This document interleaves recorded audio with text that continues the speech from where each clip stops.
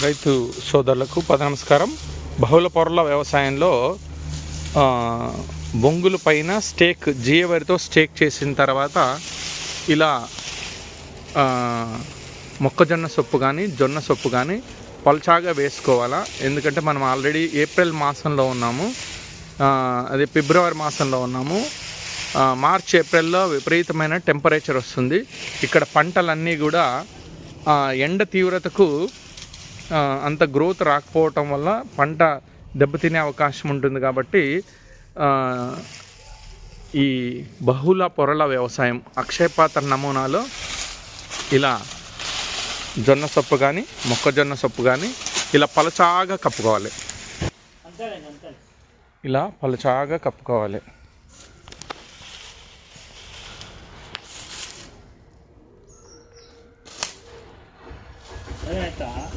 ఇలా కప్పుకోవటం వల్ల ఎండ సూర్యకిరణాలు భూమి మీదకి మొక్కల మీద పడి నష్టం కలిగించకుండా, దిగుబడి తగ్గించకుండా మనం తీవ్రతను తగ్గించిన వాళ్ళం అవుతాం, టెంపరేచర్ని డౌన్ చేసిన వాళ్ళం అవుతాం.